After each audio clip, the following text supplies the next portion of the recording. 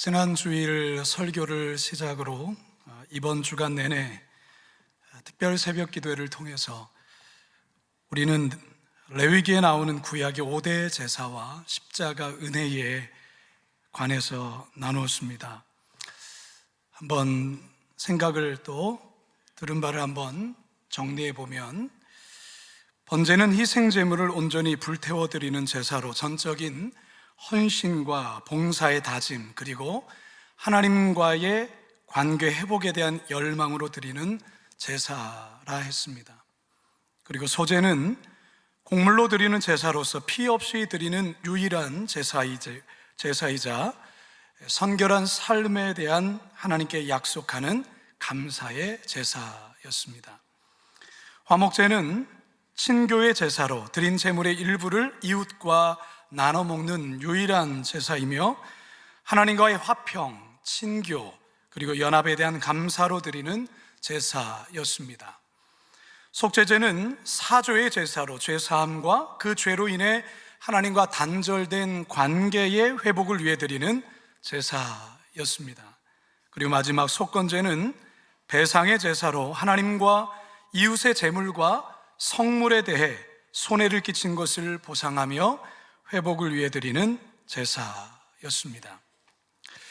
이렇게 구약의 모든 제사는 하나님과 사람, 그리고 사람과 사람 사이에 발생한 죄를 처리하는 것과 깊은 연관을 갖는데요, 이 모두가 개별적이면서 개인적인 회복을 위해 드리는 제사, 즉 예배였습니다. 자, 그런데 평소 때의 이 개별적이며 개인적인 제사와 달리 이스라엘 전체, 다시 말해 국가적인 속죄의 날로 모든 회중이 1년을 살아오면서 지은 모든 죄를 속죄한 바는 아주 특별한 날이 있었습니다. 그 날이 어떤 날이냐? 바로 대속죄일이었습니다. 유대력으로 7월 10일, 태양력으로는 약 10월 10일경에 해당되는데요, 이 대속죄일을 히브리어로 욤 키프루라 칭합니다. 1년 중에 가장 크고 가장 엄숙한 명절입니다. 이날은 이스라엘 백성 전체가 노동을 멈추고 하루 종일 금식하면서 대제사장은 1년 중 유일하게 이날 성소의 휘장을 열고 하나님의 법궤가 놓여진 지성소로 들어가는 날입니다. 황소의 피를 들고 휘장을 열어 지성소로 들어가 이스라엘 백성을 위한 속죄 사역을 하였는데, 이 속죄 사역으로 이스라엘 백성들의 모든 죄가 사함을 받게 되었습니다. 우리 예수님께서 십자가에 매달려 온 인류의 속죄 사역을 완성하신 오늘 이 성금요일이 어쩌면 대속죄일의 의미를 고스란히 담고 있다고 할 수 있습니다. 이 같은 사실은 히브리서 저자가 또한 그렇게 밝히 증거합니다. 히브리서 9장 7절과 11절과 12절입니다. 시작. 오직 대제사장이 홀로 1년에 한 번 들어가되 자기와 백성의 허물을 위하여 드리는 피 없이는 아니하나니, 그리스도께서는 장래 좋은 일의 대제사장으로 오사 손으로 짓지 아니한 것, 곧 이 창조에 속하지 아니한 더 크고 온전한 장막으로 말미암아 염소와 송아지의 피로 하지 아니하고 오직 자기의 피로 영원한 속죄를 이루사 단번에 성소에 들어가셨느니라. 아멘. 사랑하는 성도 여러분, 바라기는 오늘 성금요 예배를 맞아서 대속죄일에 행해진 속죄의 사건을 통해 십자가에서 온 인류의 대속 사역을 완성하신 예수님을 새롭게 만나시는 변화되는 은혜의 시간 되기를 주님의 이름으로 축원합니다. 첫 번째 따라하겠습니다. 누구도 예외 없이 제사함을 받아야 합니다. 수술을 집도하는 의사는 수술실에 들어가기 전에 가장 먼저 자신의 손과 발을 철저히 소독을 합니다. 그리고 준비된 수술복으로 갈아입고 손에 수술용 장갑을 끼고 그리고 마스크를 쓴 채 수술실로 들어가죠. 간호사들은 역시 마찬가지로 수술복으로 환복하고 손과 발을 소독하고 수술용 장갑과 마스크를 쓴 채 수술실에 들어가 수술에 필요한 기구들을 미리 소독해 놓습니다. 이 모든 것이 완벽하게 준비되었을 때 비로소 의사는 환자의 수술을 시작할 수 있습니다. 아무리 뛰어나고 실력이 출중한 의사라 해도 자신의 손을 소독하지 않거나 수술 장비를 소독하지 않은 채 수술을 한다면 아마도 치명적인 일이 벌어질 수밖에 없을 것입니다. 따라서 수술에서 제일 중요한 것은 의사의 수술 실력도 실력이지만 이보다 바로 소독, 청결의 유무라 할 수가 있습니다. 오늘 우리가 읽는 본문에서도 이와 같은 사실을 우리들에게 말씀해 줍니다. 한번 확인해 봅니다. 6절을 같이 한번 읽습니다. 시작. 아론은 자기를 위한 속죄제의 수송아지를 드리되 자기와 집안을 위하여 속죄하고. 아멘.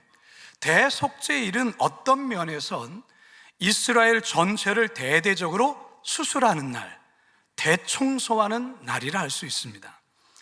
1년 동안 알게 모르게 지은 부정해진 이스라엘 공동체와 성소를 대대적으로 청결케 하는 바로 그날입니다.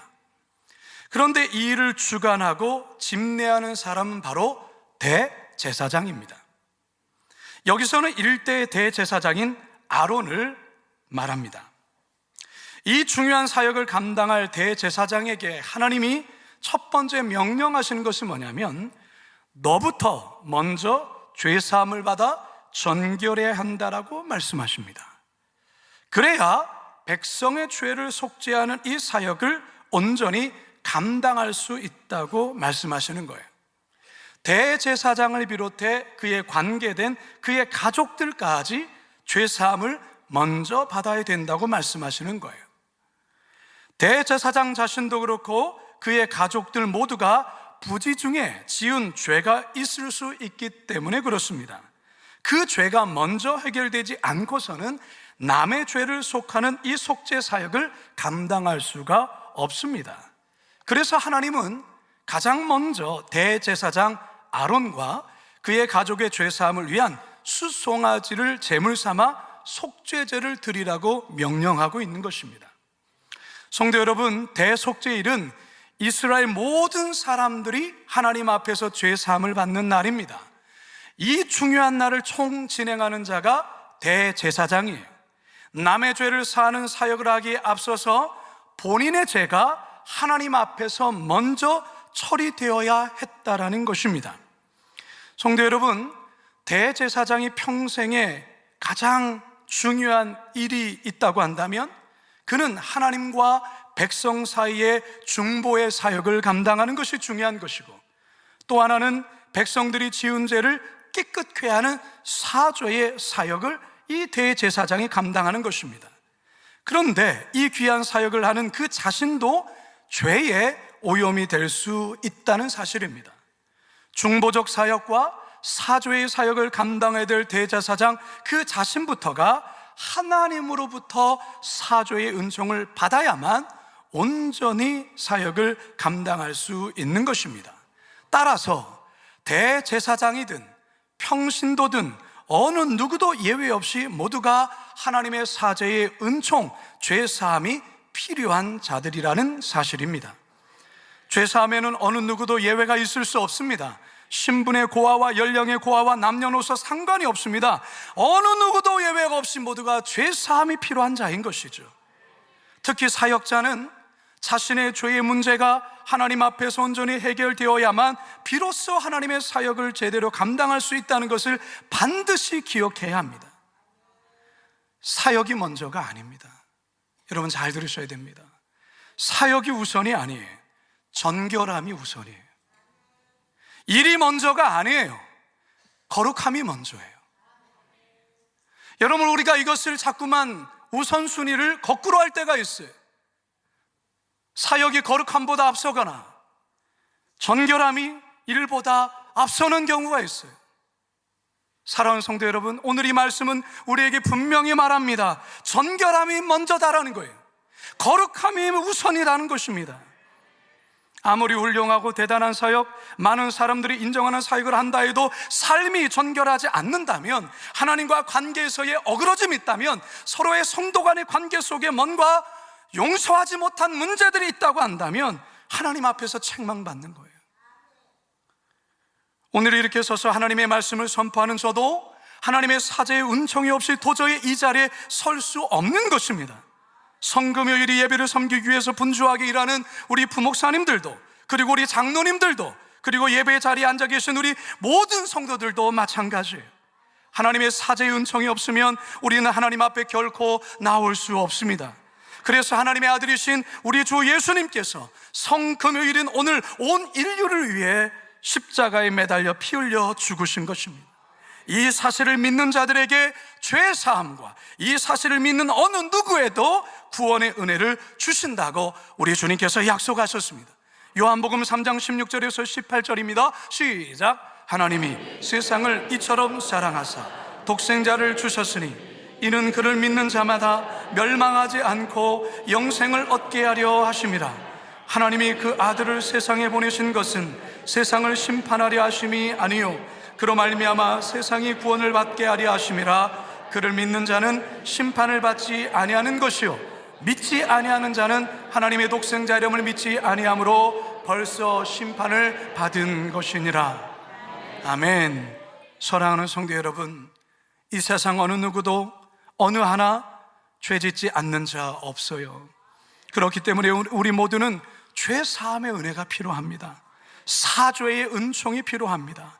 이를 위해 우리 예수님이 이 땅에 오셨고 속죄제물 되셔서 십자가에 못 박혀 죽으셨습니다. 성금요일 이 예배를 통해 다시금 죄 사함의 은혜와 감격을 회복하시는 저와 여러분 모두가 되시기를 주님의 이름으로 축원합니다. 두 번째, 따라 하시겠습니다. 누군가 대신 속죄제물이 되어야 합니다. 여러분, 김장용 배추가 맛있는 김치가 되기 위해서 5번 죽어야 된다는 말 혹시 들어보셨습니까? 처음 들어보셔요. 배추가 땅에서 뽑힐 때 1번 죽는다고 합니다. 통배추를 반으로 자를 때 2번째 죽는다고 해요. 소금에 절일 때 3번 죽고, 양념에 버무릴 때 4번 죽고, 마지막 김장독에 담겨 땅에 묻혀서 5번 죽는다고 합니다. 그래야 맛있는 살아있는 김치가 된다는 것이죠. 구약의 5대 제사를 공부하면서 여러 번 들으셨겠지만 제물은 반드시 죽어야 합니다. 살아있는 짐승이 나를 대신하여 죽어야 내가 사는 거예요. 특별히 대속죄일에는 이스라엘 공동체 전체가 살아야 하기에 여기에 대신 죽어야 될 짐승, 속죄의 제물들이 있어요. 제일 먼저는 대제사장 자신을 위한 속죄 제물로 앞에서 언급했던 숫송아지가 먼저 바쳐져서 희생 제물이 되어야 합니다. 그리고 이어서 번제용으로 숫양이 바쳐졌습니다. 그리고 이스라엘 백성들을 위한 번제물로는 숫양 1마리가 바쳐졌고, 속죄의 제물로 2마리의 숫염소가 바쳐져야 했습니다. 5절 같이 한번 읽습니다. 시작. 이스라엘 자손의 회중에게서 속죄 제물로 삼기 위하여 숫염소 2마리와 번제물로 삼기 위하여 숫양 1마리를 가져갈지니라. 자, 여기에 아주 독특한 의식이 이제 행해지는데요, 이게 바로 대속죄일에만 행해지는 일입니다. 그게 어떠한 것일까? 자, 8절에서 10절입니다. 시작. 제비를 뽑되 한 제비는 여호와를 위하고 한 제비는 아사셀을 위하여 할지며, 아론은 여호와를 위하여 제비 뽑은 염소를 속죄제로 드리고 아사셀을 위하여 제비 뽑은 염소는 산채로 예 앞에 두었다가 그것으로 속죄하고 아사셀을 위하여 광야로 보낼지니라. 속죄 제물을 위해서 2마리의 숫 염소를 바쳐야 되는데요, 이 두 마리의 염소를 가운데서 제비를 뽑는 일을 합니다.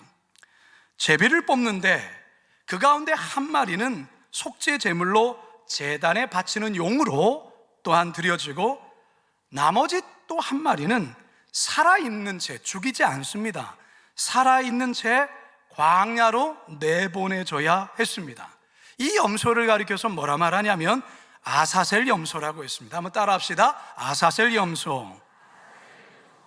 자, 속죄 제물로 선택받은 숫 염소는 여느 희생 제물과 같이 머리에 안수를 행하고 이스라엘 온 회중의 죄를 전가받고, 그리고 칼에 찔려서 피를 흘려 제물로 속죄 제사를 드립니다. 자, 두 번째, 바로 아사셀 염소. 이 아사셀 염소를 어떻게 하느냐? 자, 21절과 22절을 읽습니다. 시작. 아론은 그의 두 손으로 살아있는 염소의 머리에 안수하여 이스라엘 자손의 모든 불의와 그 범한 모든 죄를 아뢰고, 그 죄를 염소의 머리에 두어 미리 정한 사람에게 맡겨 광야로 보낼지니, 염소가 그들의 모든 불의를 지고 접근하기 어려운 땅에 이르거든 그는 그 염소를 광야에 넣을지니라. 이 아사셀이라는 이 말에 대해서, 이 아사셀 염소에 대해서 많은 학자들이 오랫동안 연구를 했어요. 이 먼저 아사셀이라는 이 말이 무슨 말일까? 뭐 여러 가지 의견들이 있습니다만, 전통적인 입장에서는 염소를 의미하는 에즈와 떠난다라는 동사의 아잘이 결합된 용어로서의 아사셀이라는 그런 용어가 아닐까, 이렇게 전통적으로 그렇게 인정을 합니다. 즉, 아사셀 염소가 이스라엘의 백성의 죄를 대신 지고 떠나감을 나타내는 그러한 말이다, 그 말인 것이죠. 그런 내용이 사실 오늘 본문 9절에서도 나옵니다. 아사셀 염소는 광야로 보내기치기 전에 대제사장의 두 손으로 염소의 머리에 안수를 합니다. 이때 대제사장은 백성의 모든 불의와 죄를 고백하는 의식을 행합니다. 이렇게 해서 이스라엘의 모든 죄가 이 염소에게 전가됩니다. 대제사장은 준비된 사람으로 하여금 이 아사셀 염소로 광야를 끌고 가게 하죠. 이 사람의 역할은 백성들의 죄를 대신 진 이 아사셀 염소가 다시 진으로 돌아오지 못하도록 하는 것입니다. 이스라엘 백성들은 아사셀 염소를 뒤쫓으며 지고 가라며 돌을 던졌다고 해요. 결국 이 아사셀 염소는요, 황량한 광야에 버려져요. 그러면 이 염소는 어떻게 될까요? 광야에서 방황하다가 굶어서 죽든가, 때로는 목말라서 죽든가, 혹은 맹수에게 잡혀서 죽든가, 혹은 낭떠러지에 떨어져서 죽습니다. 결국 백성들의 죄를 아사셀 염소에게 실어서 광야로 보내는 이 의식을 통해 결국은 그가 죽음으로 인하여서 이스라엘의 모든 죄를 이 염소가 대신 얹어서 그렇게 대신 죽는 이 모습을 이 아사셀 염소를 통해서 보여준다라는 것입니다. 이 모습은요, 이스라엘 백성들이 개별적으로 하나님께 드리는 제사에서는 절대 찾아볼 수 없는 대속죄일에만 볼 수 있는 일이었어요. 여러분, 이 아사셀 염소에 대한 내용을 들으면서 떠오르지 않습니까? 누가 떠오릅니까? 예수님이 떠오르지 않습니까? 초대교회 교부들과 신약 성경의 저자들은 대속죄일의 이 아사셀 염소를 예수 그리스도에 대한 예표로 이해를 했어요. 아사셀 염소는 아무런 죄가 없었습니다. 하지만 이스라엘 백성들의 죄를 대신 지고 결국에는 광야에 들어가서 죽었다라는 것이죠. 이 모습이 바로 온 인류를 위해 대신 십자가 지신 예수님의 모습이라 할 수 있는 것입니다. 갈라디아서 3장 13절 상반절 시작. 그리스도께서 우리를 위하여 저주를 받은 바 되사 율법의 저주에서 우리를 속량하셨으니, 더욱이 아사셀 염소가 진영 밖으로 보내져서 죽임을 당하게 된 것처럼 예수님은 인류의 죄를 지시고 진영 밖으로 나아가셔서, 골고다 언덕 진영 밖으로 나아가셔서 죽임을 당하셨다라는 사실이죠. 히브리서 13장 12절과 13절입니다. 시작. 그러므로 예수도 자기 피로써 백성을 거룩하게 하려고 성문 밖에서 고난을 받으셨느니라. 그런즉 우리도 그의 치욕을 짊어지고 영문 밖으로 그에게 나아가자. 성도 여러분, 반드시 누군가는 죄값을 치러야 합니다. 누군가 대신 그 죄값을 해결해야 됩니다. 대제사장의 죄를 속하기 위하여 수송아지, 그리고 온 이스라엘의 죄를 사하기 위하여서 아사셀 염소가 죄를 대신 짊어지고 광야로 나아가서 죽임을 당했던 것처럼 우리 예수님 나를 위하여 아사셀 염소가 되셔서 속죄의 제물로 죽으셨다라는 것입니다. 그리고 우리를 살리셨습니다. 이 놀랍고도 이 크신 사랑 다시금 가슴에 새기시는 우리 모두가 되기를 주님의 이름으로 축원합니다. 마지막 세 번째 따라하겠습니다. 영원한 대제사장이 되어주셨습니다. 이 대속죄일의 의식을 주도하는 이가 누구라고요? 대제사장입니다. 대제사장, 오늘 본문에서의 이 레위기에서의 대제사장은 바로 아론이었습니다. 자, 그런데 대제사장은 평소에 아주 화려한 옷을 입습니다. 8가지 종류로 이루어진 화려한 복장이에요. 아름다운 색상의 옷감에 화려한 자수와 금과 보석으로 치장된 제복은 마치 왕처럼 보여요. 하지만 대속죄일에는 이처럼 화려한 옷을 입을 수가 없습니다. 이 옷을 벗고 흰 세마포 옷으로 갈아입어야 했어요. 4절 함께 읽습니다. 시작. 거룩한 세마포 속옷을 입으며 세마포 속바지를 몸에 입고 세마포 띠를 띠며 세마포관을 쓸지니 이것들은 거룩한 옷이라 물로 그의 몸을 씻고 입을 것이며. 바로 이 화면에 나오는 이 세마포를 입고 대속죄의 사명을 감당하고 있는 대제사장입니다. 사실 세마포는 일상적인 대제사장의 의복이 아니에요.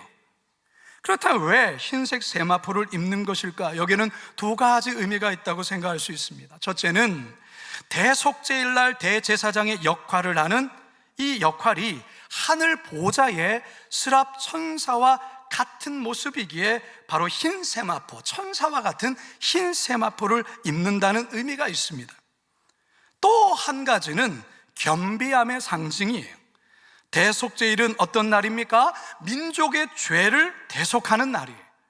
대제사장 아론은 백성들을 대신해서 하나님께 중보의 간구를 드려야 했는데요, 따라서 화려한 복장이 아니라, 왕의 모습이 아니라 종의 신분으로 낮아진 곳으로 내려와 하나님께 자비와 긍휼을 구하기 위해서 이처럼 흰색 세마포를 입었다라는 것입니다. 대속죄일의 대제사장의 아주 중요한 역할 중에 하나가 바로 지성소 안으로 들어가는 일이었어요. 1년에 딱 한 번, 이날 짐승의 피를 들고 바로 휘장을 열어 지성소로 들어가서 쉬운 죄, 바로 이 속죄소에 이스라엘 죄를 고하며 사함을 받는 이 의식을 대제사장이 1년에 딱 한 번 이날 했어요. 그런데요, 중요한 것은 대제사장이 1년에 이 대속죄일에 이 지성소 안으로 들어가는데, 대제사장의 죄가 발각이 되면 그는 그 자리에서 죽임을 당했어요. 때문에 제사장에게 있어서 대속죄일은 대단히 두렵고 떨리는 날이 될 수밖에 없어요. 전에 내려오는 이야기에 의하면 대속죄일 날 대제사장이 지성소에 들어갈 때는 방울과 함께 한쪽 다리에 밧줄을 묶고 들어갑니다. 대제사장이 지성소에 들어가 너무 오랫동안 기척이 없으면 밖에 있는 사람들이 죽은 거 아닌가, 이렇게 생각을 하는 거예요. 방울이, 대제사장이 움직일 때마다 방울이 딸랑딸랑 소리가 나야 되는데 시간이 오래도 방울 소리가 나지 않는다. 그러면 어떤 일이 벌어졌던 걸까요? 죽은 거예요. 그럼 그 시체를 어떻게 처리합니까? 그 안에 들어갔다는 다 죽어요. 그렇기 때문에 밧줄을 발목에 묶는 거예요. 그래 그것을 잡아 당겨서 시체를 처리했다라는 것이죠. 그러니 얼마나 이 날이 두렵고 떨리는 날이겠습니까? 대제사장의 입장에선 정말로 백성을 대신해서 자칫 자신이 죽을 수도 있는 목숨을 내걸고 들어가야 되는 것이죠. 어쩌면 아사셀 염소가 백성들의 죄를 대신 지고 강야로 나아갔던 것 같이 대제사장은 백성의 죄를 지고 하나님 앞에 목숨 걸고 나아갔다는 것이죠. 이런 면에서 대속죄일의 대제사장의 사역은 바로 우리 예수님의 사역이라 할 수 있는 것이죠. 앞에서도 말씀드렸지만 히브리서 저자는 한결같이 그렇게 이야기를 하고 있어요. 대속죄일의 의식을 집행하는 대제사장의 모습 속에 십자가에서 속죄를 이루는 대제사장 예수님의 모습을 바라보고 있다는 사실이죠. 대속죄일의 대제사장이 자신과 백성들을 위해 송아지와 염소를 속죄제로 드림같이 예수님은 자신을 하나님께 온전히 속죄제물로 드렸다라는 것이죠. 13절, 14절 다시 한번 읽어봅니다. 시작. 염소와 황소의 피와 및 암송아지의 죄를 부정한 자에게 뿌려 그 육체를 전결하게 하여 거룩하게 하거든 하물며 영원하신 성령으로 말미암아 흠없는 자기를 하나님께 드린 그리스도의 피가 어찌 너희 양심을 죽은 행실에서 깨끗하게 하고 살아계신 하나님을 섬기지 못하게 하냐. 히브리서 저자는 예수님이 구약의 대제사장보다 훨씬 더 뛰어나고 월등하다는 사실을 히브리서에서는 여러 차례 이야기를 합니다. 네 가지 이유로 그것을 설명하는데요. 첫째는 구약시대의 대제사장은 흠이 있어서 자신을 위한 먼저 속죄제를 드려야 했었습니다. 그러나 예수님은 흠이 없으신 완전하신 분이시기 때문에 그렇지 않았다라는 것이죠. 두 번째는 구약시대 대제사장은 송아지와 염소를 속죄제물로 드렸지만 예수님은 자기 몸을 속죄제물로 드리셨다라는 사실이죠. 셋째는 구약시대 대제사장은 매년 반복적으로 대속죄일 의식을 행해야 했지만 예수님은 십자가에서 단번에 영원한 속죄를 이루셨다는 것입니다. 넷째는 이 땅의 지성소로 들어간 구약시대의 대제사장과 달리 예수님은 인간의 손으로 만들지 않은 하늘의 지성소로 들어가셨다는 사실이죠. 예수님이 십자가에서 운명하셨을 때 가장 먼저 일어난 사건이 뭐였습니까? 성소의 휘장이 위에서 아래로 찢어졌어요. 마태복음 27장 50절과 51절입니다. 시작. 예수께서 다시 크게 소리 지르시고 영원히 떠나시니라. 이에 성소 휘장이 위로부터 아래까지 찢어져 둘이 되고 땅이 진동하며 바위가 터지고. 무엇을 의미하는 것입니까? 이제 더 이상 짐승의 피가 아닌, 희생제물을 통해서가 아닌, 1년의 대제사장이 한 번 두렵고 떨림으로 그 안에 들어가는 것이 아닌 예수 그리스도의 보혈로 말미암아 누구든지 얼마든지 지성소로 들어갈 수 있다라고 말씀하시는 것이죠. 히브리서 4장 14절에서 16절입니다. 시작. 그러므로 우리에게 큰 대제사장이 계시니 승천하시니 곧 하나님의 아들 예수시라.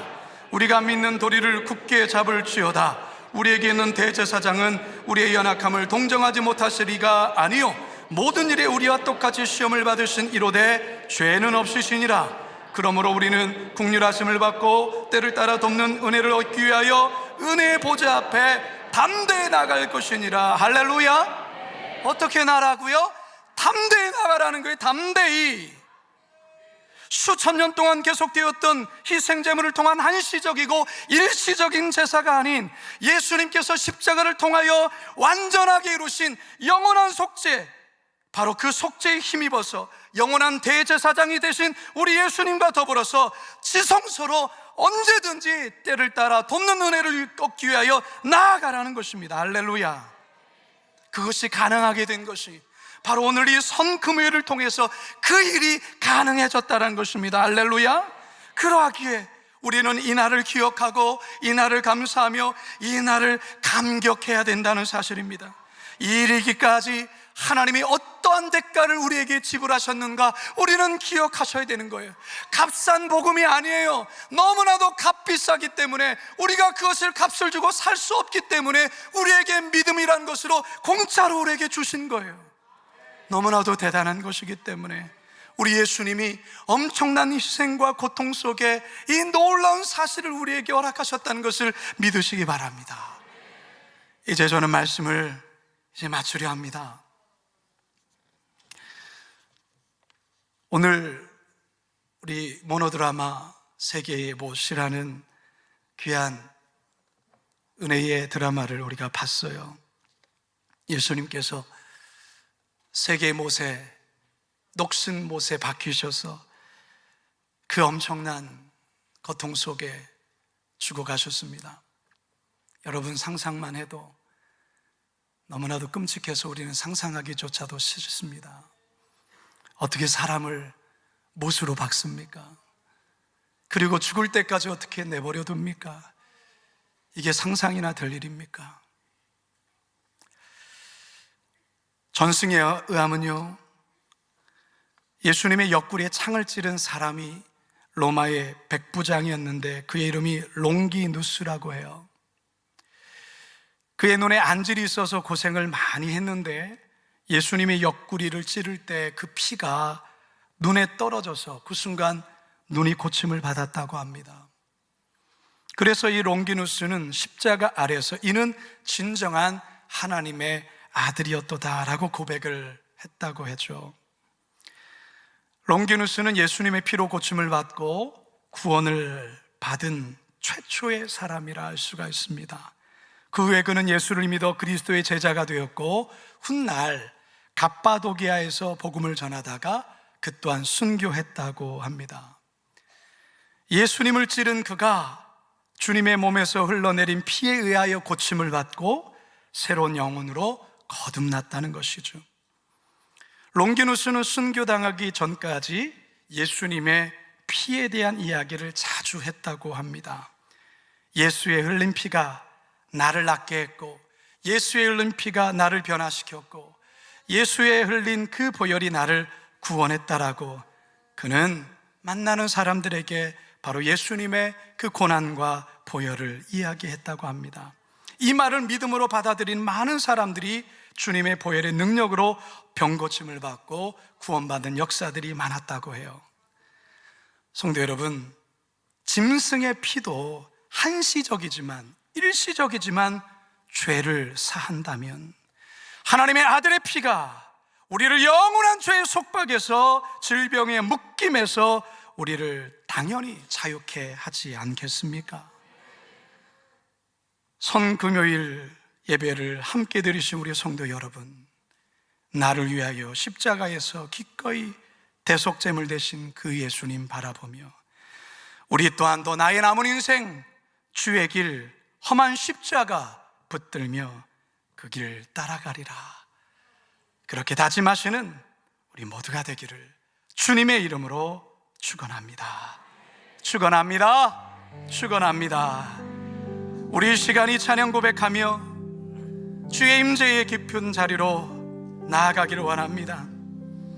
그때 그 무리들이 예수님 못 박았네, 녹슨 세계의 그 못으로 망친 소리 내 맘이 울리면서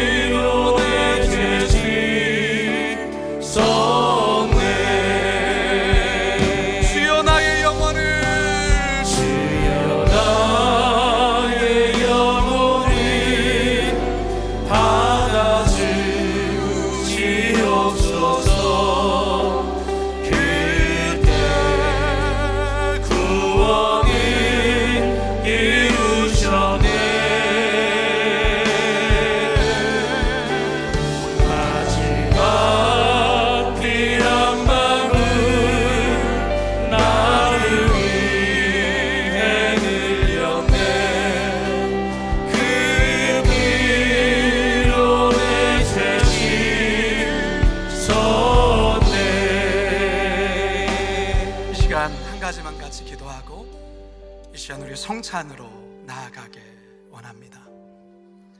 이번 한 주 동안 우리는 구약에서의 처참한 짐승들을 잔혹하게 잔인하게 잡아서 죽이며 그 찢긴 몸과 그 피를 통하여서 죄인의 죄를 사는 그 내용을 이번 한 주 동안 한 주 내내 새벽마다 함께 말씀을 듣고 나누는 시간을 가졌어요. 결국에 그 모든 것은 누구를 향한 말씀이라 했습니까? 우리 예수님 십자가에서의 그 대속의 그 은혜가 이미 구약에서의 그 제사 속에 오롯이 다 담겨 있다는 것입니다. 대속제를 통하여 이스라엘 공동체 전체의 죄를 용서하시고 죄를 사하여 주신 이 사건 또한 바로 우리 예수님 십자가에서 못 박히셔서 그 모든 피와 물을 쏟으신 그 사건 속에 바로 다 담겨 있다는 것이죠. 우리 예수님 십자가에서 죽으심으로 그 구약의 대제사장들이 1년에 두렵고 떨림으로 들어갔던 그 지성소, 이제는 우리는 예수의 피를 힘입어 믿음으로 언제든지 주의 임재 가운데 들어가게 되어진 그런 은혜를, 그 축복을 우리는 받아 누리게 되었다는 사실입니다.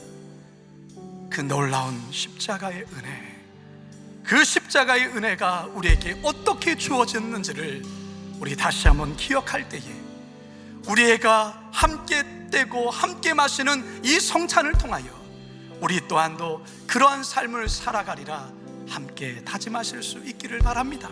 그런 의미에서 가슴에 손 얹고 주님, 나 또한도 주의 길을 걸어가는 자 되게 없어서 이 성찬을 통하여 그렇게 살게 하여 달라고 우리 한번 주여 한번 부르짖고 기도하며 나아갑니다. 주여